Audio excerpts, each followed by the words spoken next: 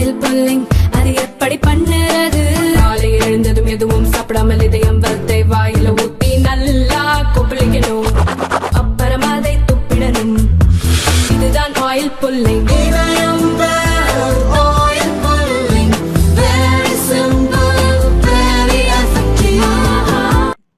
நெல்லை மாவட்டம் வள்ளியூர் பேரூராட்சி 7வது வார்டு திமுக கவுன்சிலராக சுதா உள்ளார். இவரது கணவர் சுரேஷ் பாகியம். திமுகவை சேர்ந்த இவர் கடந்த ஆண்டு மார்ச் மாதம் புதிய கார் வாங்கினார். அதனை தற்காலிகமாக பதிவு செய்த நிலையில் கடந்த மாதம் நிரந்தர பதிவிற்காக வள்ளியூர் வட்டார போக்குவரத்து அலுவலகத்தில் விண்ணப்பித்தார். தாமத கட்டணம், ஆயுட்கால வரி உள்ளிட்டவற்றுக்காக 4,35,490 ரூபாயை இவர் செலுத்தி அதற்கான ரசீதை பெற்றுள்ளார். ஆனால் வட்டார போக்குவரத்து அலுவலகத்தில் மோட்டார் வாகன ஆய்வாளராக இருக்கும் பெருமாள் எனக்கு 20,000 ரூபாய் தந்தால்தான் வாகனத்தை பதிவு செய்ய முடியும் என கூறியதாக கூறப்படுகிறது. இந்நிலையில் சுரேஷ் பாகியத்துக்கு ஆதரவாக வள்ளியூர் பேரூராட்சி 1வது வார்டு கவுன்சிலர் லாரன்ஸ் வந்தார். மோட்டார் வாகன ஆய்வாளர் பெருமாளிடம் தொலைபேசியில் பேசினார். மற்றவங்களுக்கு 25,000 ரூபாய் வாங்குவேன், நீங்க வந்ததால 20,000 ரூபாய் வாங்குறேன். திருநெல்வேலியில் இருக்கிற மோட்டார் வாகன ஆய்வாளர்கிட்ட போனா 50,000 ரூபாய் கேட்பான். 40 லட்சம் ரூபாய்க்கு கார் வாங்க முடியுது, 20,000 ரூபாய் எங்களுக்கு கொடுக்க முடியாதா என பெருமாள் கேட்டுள்ளார். ஹலோ ஹலோ ஹலோ சார், காசு கொடுக்காம உள்ள போடாத சார். அவரு வாரன் இருக்காரு சார். இப்போ அவரு இந்த இது வாங்கிட்டு வரேன்னு இருக்காரு. சரி, அஃபிடபிட்டும் இதுவும் வாங்கிட்டு வரேன்னு இருக்காரு. ஏதாவது குறைச்சி தர சொல்லுங்க.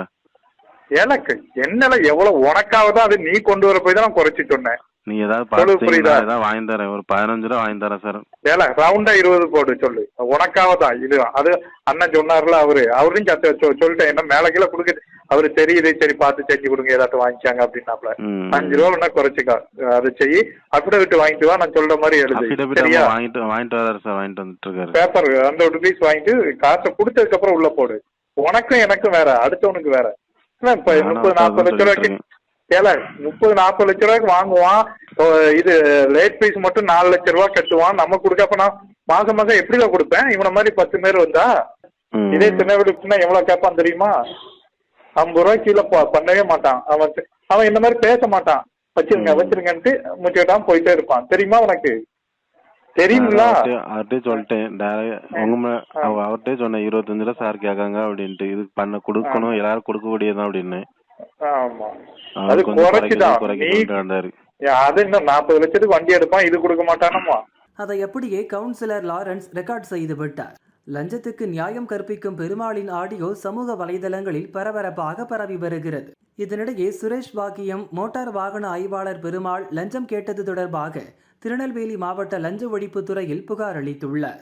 20,000 ரூபாய் லஞ்சம் கேட்டார், அவ்வளவு தர முடியாது என்று 15,000க்கு ஒப்புக்கொண்டார். உடனடியாக ஒரு நம்பரை கொடுத்து ஜிபேயில் பணத்தை செலுத்தும்படி சொன்னார். அப்போது என்னிடம் 10,000 மட்டுமே இருந்தது. அதனை மோட்டார் வாகன ஆய்வாளர் பெருமாள் கூறிய நம்பருக்கு அனுப்பிவிட்டேன். 5,000ஐ மறுநாள் தருவதாக சொன்னேன். அவரோ விடாப்பிடியாக இருந்தார். 5,000 ரூபாயை அனுப்பிவிட்டு வாகனத்தை கொண்டு வா, பதிவு செய்து தருகிறேன் என கூறி ஆய்வாளர் பெருமாள் திருப்பி அனுப்பிவிட்டார் என புகாரில் சுரேஷ் பாகியம் கூறியுள்ளார்.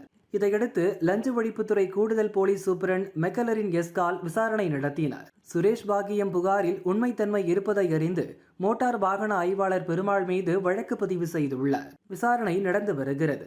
எஃப்ஐஆர் போட்டதை அறிந்ததும் பெருமாள் லீவ் போட்டுவிட்டதாக கூறப்படுகிறது. சுரேஷ் பாகியத்தின் வாகனம் பதிவு செய்யப்படவில்லை. ஆர்டிஓ ஆபீஸில் லஞ்சம் கேட்பார்கள் என்பது அனைவருக்கும் தெரிந்த சங்கதிதான். ஆனால் இந்த அளவுக்கு திமிராக உரிமையோடு லஞ்சத்தை கேட்பார்களா என வள்ளியூர் ஆர்டிஓ ஆபீஸுக்கு வரும் பொதுமக்கள் பேசிக் கொள்கின்றனர். பெருமாள் பேசும் ஆடியோவை தங்கள் குரூப்பிலும் பகிர்ந்து பரப்பி வருகின்றனர். என்னலாச்சு அது? அந்த வண்டி அது 12 கிடக்கட்டும் அப்படின்ட்டு போயிட்டான். இன்னும் எப்படி இங்க வந்து ஜெராக்ஸ் எடுத்துட்டு போவானா? பேப்பர் ஏன்டா கேட்டான், நான் கொடுத்தேன். ரெஜிஸ்ட்ரேஷன் ஆயிட்டான் இல்ல அப்படின்னு அந்த போட்டோ எடுத்தான், அந்த போயிட்டான். என்ன போய் என்ன செய்ய போறானா அது தெரியல. ஆர்டிஓ ஆர்டர் வாங்கிட்டு வரட்டும், சரிதானே? ஆர்டிஓ ஆர்டர் வாங்கிட்டு வண்டியை கொண்டு வர சொல்லு. தெரியல சார், நான் இல்ல. அப்புறம் நான் சொன்னேன், ஏன்னா நீங்க நான் சொன்னேன், நீங்க கேட்கல, நீ உங்க பாடு, நீங்களே டைரக்டா நீங்களே பேசி நீங்களே முடிச்சுடுங்கன்ட்டேன். இன்னும் பெரிய இவன் நினைப்புல அலைதானா? 40 லட்சம் வண்டி வாங்குறான், இன்னும் பெரிய இதா பண்றான். 15 ரூபா தாரேன்னாரு.